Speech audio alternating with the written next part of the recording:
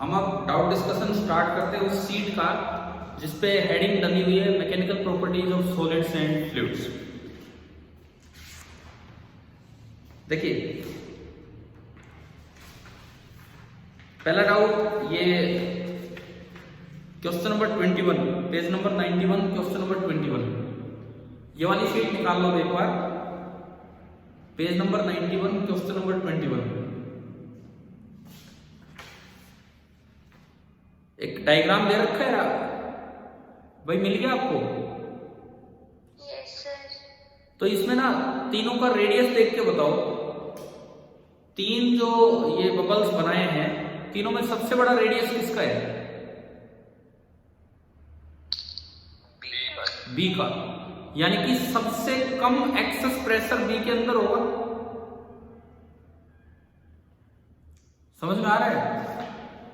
सबसे कम जो excess pressure होगा वो बी के अंदर होगा।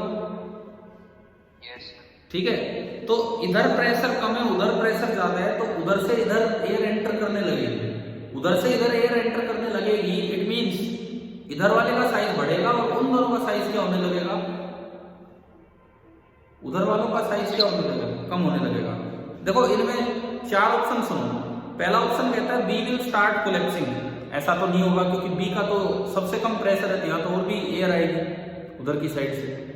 ठीक है, तो गलत हो गया। दूसरा कहता है कि बी इंक्रीजिंग। दूसरे ऑप्शन में लास्ट में लिखा है बी इंक्रीजिंग। बी इंक्रीज होगा, ठीक है, लेकिन उसने एक और चीज लिख दिया, ए भी इंक्रीज होगा। ए का रेडियस तो सबसे, ए का रेडियस सबसे क्या है? कम है, दिख रहा है इसमें? Yes sir. ए का रेडियस सबसे कम है, तो इसके अंदर तो प्रेशर सबसे ज्यादा है, तो यहाँ की जो गैस है वो तो सबसे पहले निकलेगी बाहर, तो ए कोलैप्स करेगा।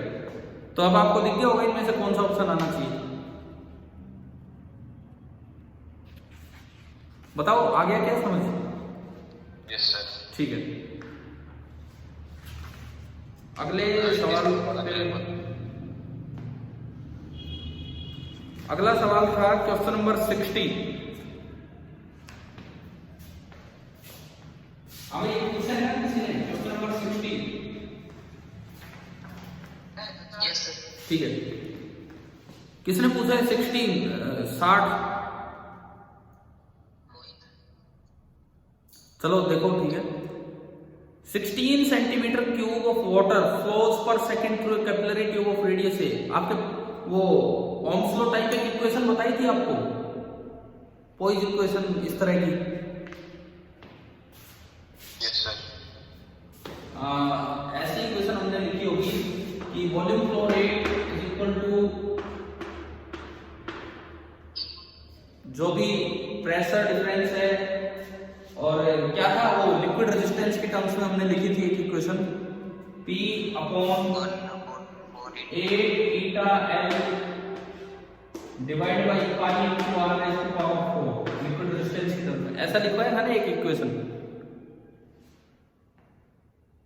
हाँ भी बताओ, इसको R के ऊपर ले दो, तो क्या Q proportional to R raise to power 4 आ रहा है क्या? Volume flow rate. अगर आप बाकी चीजें सेम कर दें, अगर आप बाकी चीजें सेम कर दें तो ये जो Q होगा ये डायरेक्टली प्रोपोर्शनल होगा R रेज़ टू पावर 4 के। इसमें क्या लिखता है? रेडियस A था, लेंथ L थी, प्रेशर हेड H सेंटीमीटर था। अब ये लिखता है सेम लेंथ है, सेम प्रेशर हेड है, वही सब है, लेकिन रेडियस कितना कर दिया? A/2, रेडियस आधा कर दिया। तो ये पूछ रहा है the quantity of water flowing through the tube per second will be।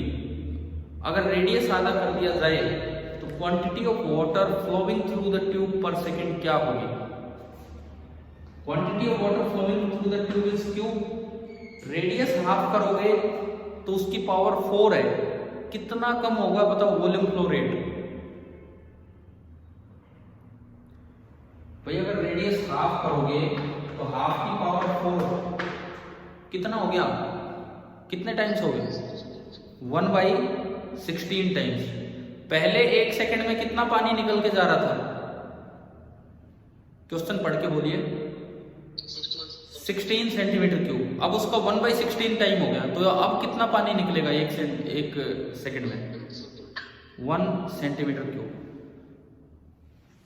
बोलो क्लियर हो गया है कि नहीं हुआ है? Yes sir. हाँ भी बताइए, समझ आ रहा है कि नहीं? ठीक है, मैं आता हूं 68। हर्षित आपका है 68 क्वेश्चन। क्वेश्चन नंबर 68 देखिए। Two liquid of density D1 and D2 are flowing in identical capillaries under same pressure difference। एक जैसी कैपिलरीज में चल रहे हैं, मतलब एक जैसी ट्यूब है, मतलब ये एरिया रेडियस सब सेम है।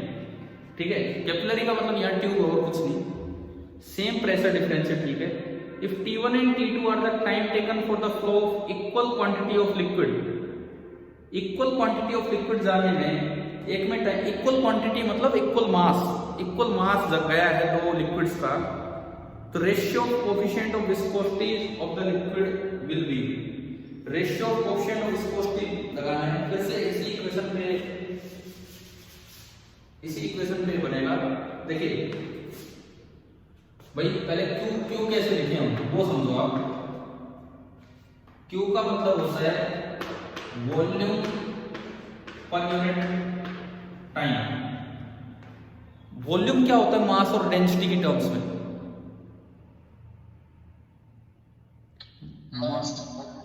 Density is equal to mass upon volume, तो वॉल्यूम होगा मास अपॉन डेंसिटी। तो ये हो गया mass upon density into time, ये है। अब ये लिखता है, यहां से देखो, ये इसमें मैंने पुट किया mass m density d time t is equal to pi, ये ऊपर गया, p r⁴ upon 8 eta l। Eta को इधर ले आओ, ईटा को इधर ले आओ, ईटा बराबर, क्योंकि कोएफिशिएंट ऑफ विस्कोसिटी निकालनी है, इन्हीं फॉर्मूलों पे क्वेश्चन आ रहे हैं। ईटा बराबर ये आया π/8 T/L r⁴/m और d/t। एक बार बताओ, क्या ये इक्वेशन समझ में आ गई यहां तक? बोलिए भाई, क्या यहां तक ये इक्वेशन समझ आई है कि नहीं आई है?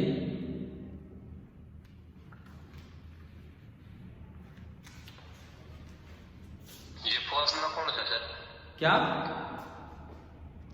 Q is equal to P upon E वाला फॉर्मूला। ये कौन सा फॉर्मूला है? ये ओम्स लॉ जैसा फॉर्मूला नहीं पढ़ाया था कि आपको, जहां लिक्विड रेजिस्टेंस बोला था इसको x।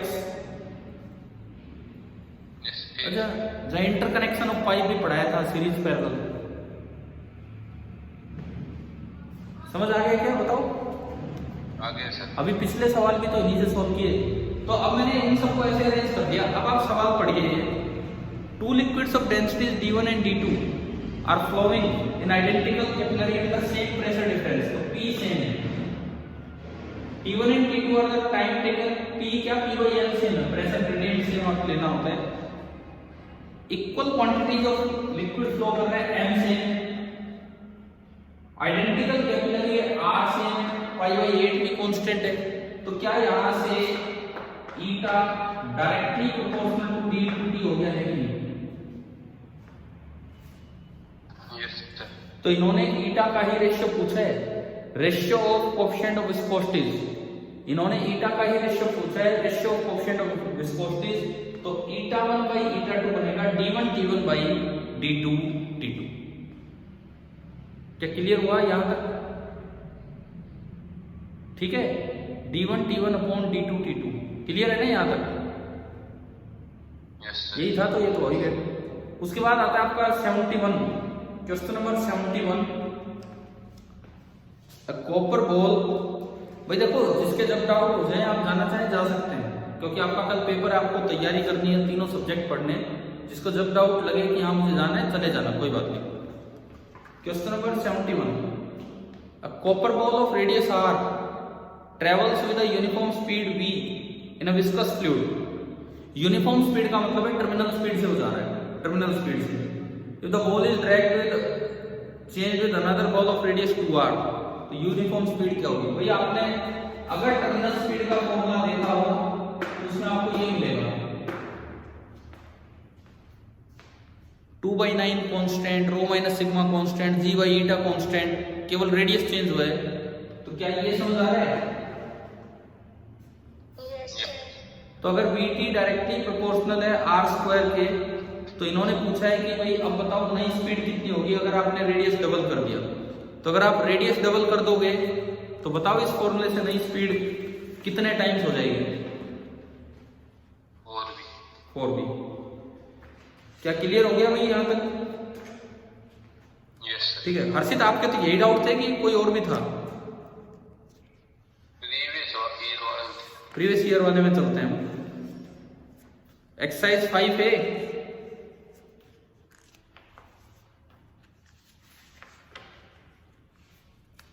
में बताओ एक बार कौन सा? मैं दरअसल ना इसमें टिक नहीं लगा पाया यार, इस सीट में मैंने उसी सीट में लगाई टिक, बहुत ज्यादा थे। 5A में कौन सा? 13 है सर। 5A में 13। एक्चुअली आकाश वाली सीट में ज्यादा डाउट भेज रखे थे बच्चों ने, तो मैंने उसी पे टिक लगा लिए थे, इस पे कम ही डाउट भेजे थे। हो सकता है ये अभी ट्राई ना की हो उसी।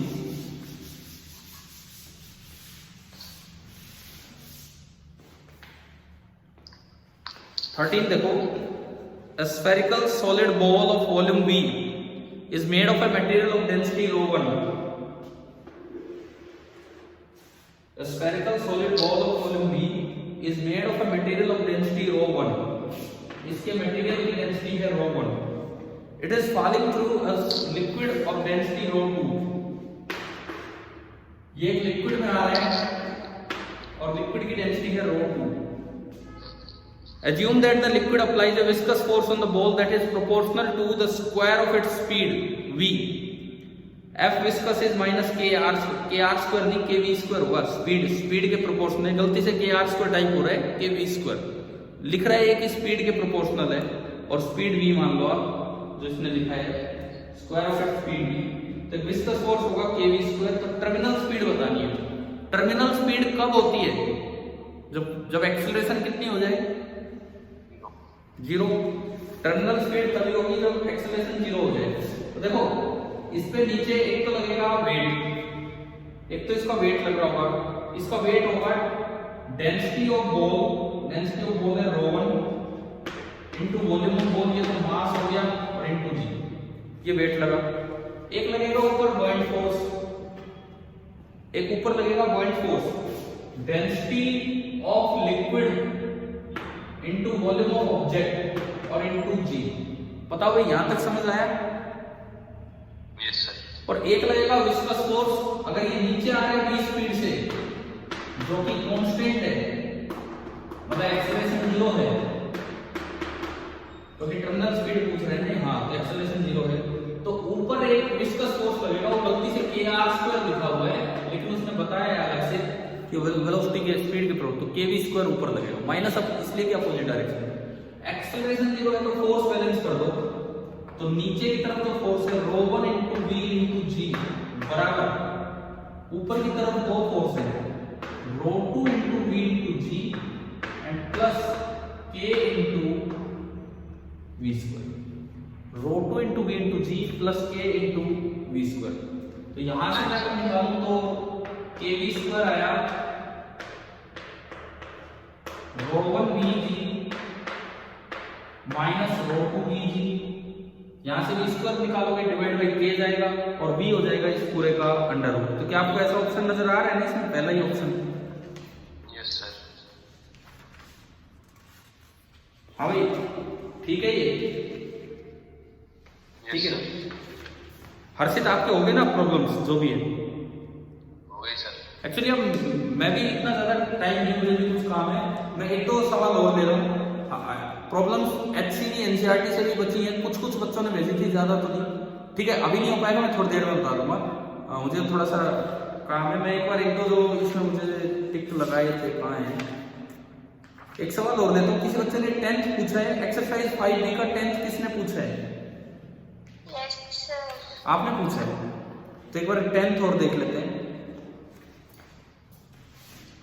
Water is filled up to a height H in a beaker of radius r। Page number 131 पे है ये सवाल।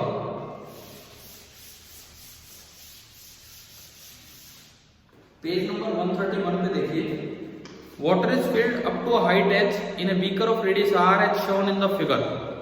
डायग्राम कहाँ है? अगले पेज पे। ठीक है। The density of water is rho, surface tension is T, atmospheric pressure is P naught. Consider a vertical section ABCD of the water column through a diameter of beaker. The force on water on one side of this section by the water on other side.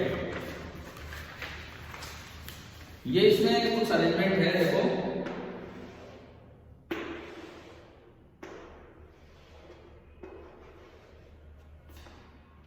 ये है इस तरह का arrangement. इसका जो diameter है वो 2r है। ये कहते हैं पानी यहां तक भरा हुआ है, पानी यहां तक भरा हुआ है। इसने बीच में एक डायमीटर माना, एक सेक्शन माना पूरा ABCD। ये एक सेक्शन माना ABCD। तो इसके एक साइड का पानी दूसरे साइड के पानी पे कितना फोर्स लगा रहा होगा ये आपको निकालना है। अच्छा, हमने दीवार पे कितना क्या फोर्स लगता है वो निकालना सीख रखा है पहले। दीवार पे प्रेशर लिख के फिर ये छोटा सा एरिया मान के डीएफ लिख के इंटीग्रेट करना सीखा है ना ये तो।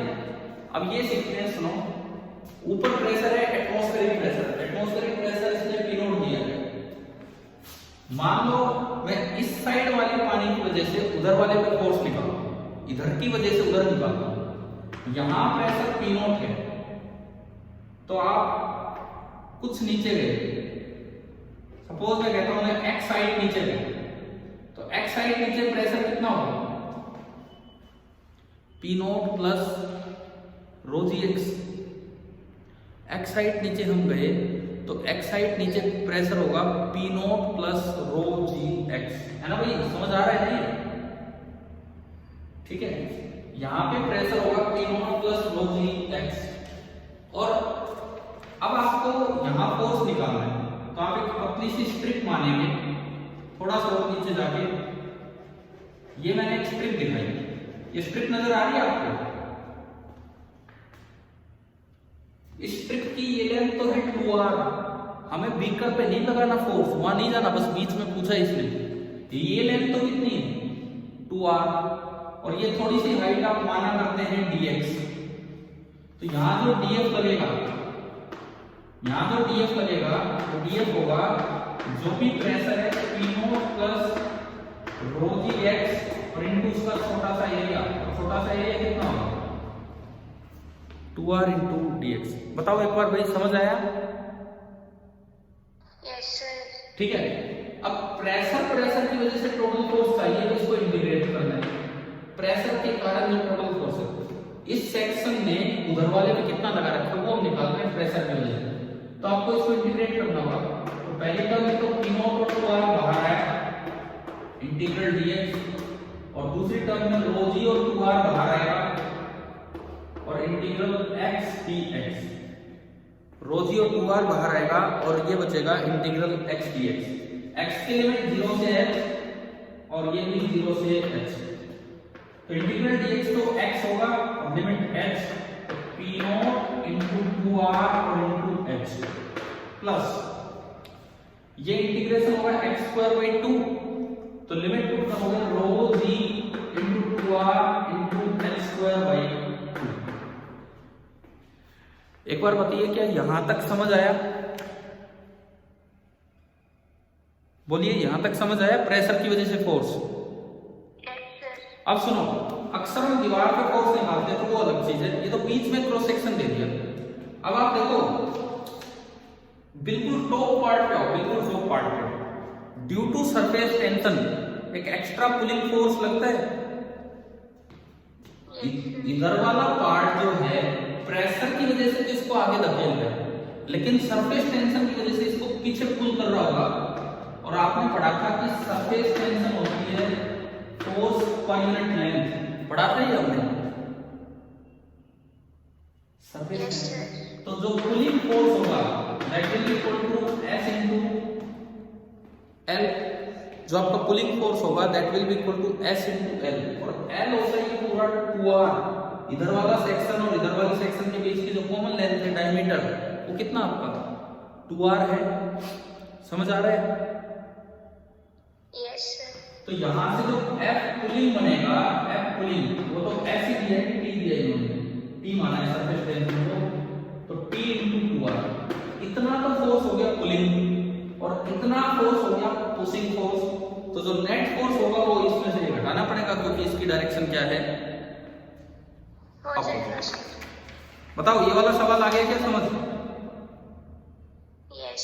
देखो ये पर्पस ये लेने का यार ये भी था क्लास में कि हम अक्सर वो तो कई बार बताया कि दीवार पे कितना फोर्स लगता है। अब बीच में अगर पूछा जाए कितना फोर्स लगता है तो हम इस तरीके से निकाल सकते हैं ऐसे करके।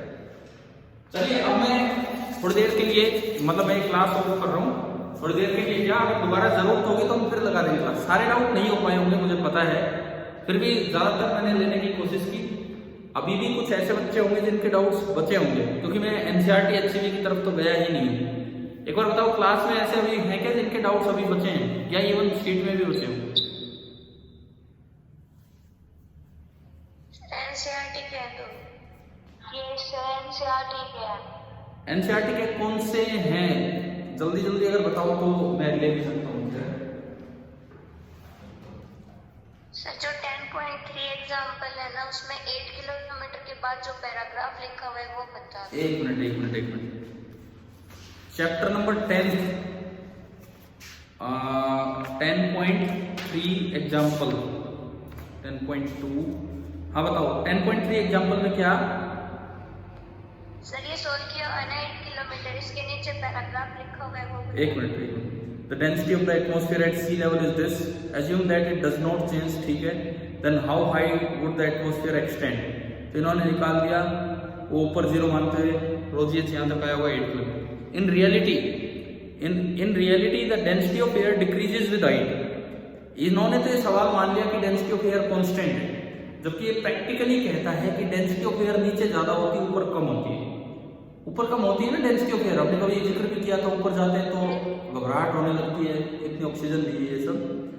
सो does the value of g, और ऊपर जाने पे इतनी जी की वैल्यू भी डिक्रीज होती है, रो भी कम हो जाता है, जी भी कम हो जाता है। The atmosphere cover x tends with decreasing pressure over 100 kilometre. ये कहता है अभी आपने हाइट निकाली, ऊपर कैलकुलेट की, उसमें एच कितना निकल के आया था? अभी ऊपर कैलकुलेशन दिखा रखी इन्होंने, एच कितना निकल के आया? 8 किलोमीटर। लेकिन वो तो तब था जब यही रो और यही जी ऊपर तक चलता। रो जी एच की वैल्यू तो फिक्स है, लेकिन ऊपर जाने पे रो भी कम हो रहा है, जी भी कम हो रहा है, तो एच बढ़ जाता है क्योंकि प्रोडक्ट सेम है। तो रो जी अगर कम होगा तो एच बढ़ जाएगा। क्या कहता है कि एटमॉस्फेयर तो लगभग 100 किलोमीटर की हाइट तक जाता है, 8 किलोमीटर तक नहीं। We should also note that the sea level atmospheric pressure is not always 760 mm of Hg. A drop in the Hg level by 10 mm or more is a sign of an approaching storm. इसने कुछ practical बातें की हैं, numerical solve किया तो कहा कि height of atmosphere 8 kilometre होनी चाहिए, लेकिन 8 किलोमीटर तो नहीं हो, तो काफी ज्यादा होती है। फिर ये लिखता है क्योंकि रो और जी ऊपर कम हो रहे हैं और रो जी एच की वैल्यू फिक्स है, तो रो और जी कम हो रहे हैं तो एच ज्यादा हो रहा है, जिससे एटमॉस्फेयर तो 100 किलोमीटर की हाइट तक भी एक्सटेंड कर जाता है। उसके बाद ये लिखता है कि हम जो एटमॉस्फेरिक प्रेशर लगभग 760 mm ऑफ Hg मानते हैं, 1 एटमॉस्फेयर मानते हैं, हम जो मान के चलते हैं normal atmospheric pressure 1 mm of Hg, वो भी श्योर नहीं है कि इतना ही हो, वो भी श्योर नहीं है कि इतना ही हो। कई बार वो ड्रॉप कर जाता है, और अगर वो 10 mm भी ड्रॉप कर जाता है तो वो किसी तरह से तूफान आने का संकेत होता है। इस तरह की बात इसने बताई। एक तो ये है, और कौन सा पूछा आपने? 10.8 में बी पार्ट बता दो। 10.8 मैं एक बार निकाल दूं। 10.8 का B part, second part. Yes sir. ठीक है। अब fully loaded Boeing aircraft has a mass of कितने किलोग्राम? ठीक है। It's total wing area is 500 metre square. Total wing area इतना दिया है। It is in level flight with the speed of 960 kilometre per hour. ठीक है जी। Estimate the pressure difference between the lower and upper surface of the wing. First part हो गया pressure difference. Yes sir. Pressure difference जो होगा वही तो उसके वेट को बैलेंस करेगा, नहीं तो वो बैलेंस्ड ही नहीं रहता। ठीक है। B, estimate the fractional decrease in the speed of air on the upper surface of wing to on the related to the lower surface. Bernoulli theorem लगाओ, बर्नौली थ्योरम। इसको इस तरह मत देखो, अपर और लोअर सरफेस की height लगभग same मान लो, तो वो जो रोजियस टर्म है वो कैंसिल हो जाएगी। P1 plus half rho V1 square बराबर P2 plus half rho V2 square, ये लगाओ और उससे ये एक्सप्रेशन आपका बनेगा P1 माइनस P2 जो बनेगा वो डेल्टा P इसने लिख दिया और यहां से ये फॉर्मूला बन जाएगा। फिर आपको इसका सॉल्यूशन समझ भी आ जाएगा। आगे क्या समझ? Yes sir. तो भाई और भी अब तैयारी एक बार देखो, जो भी बच्चे हैं, मैं जितने डाउट्स अभी हो पाए लगभग पिछले 1.5 घंटे से 2 बार ये लेक्चर मैंने रिकॉर्डिंग में 2 बार किया है। एक बार वो आकाश वाली शीट का, एक बार ये दूसरा पार्ट, इस तरह से। इवन मैं अपलोड करके आपके ग्रुप पे भी सेंड कर दूंगा, अगर किसी ने नहीं भी अटेंड किया, कोई रह गया हो और कोई और डाउट बचे तो आप मुझसे वैसे व्हाट्सएप पे पूछ लेना। ठीक है, ठीक है। हम ऑफ करते हैं अपनी क्लास को। Thank you.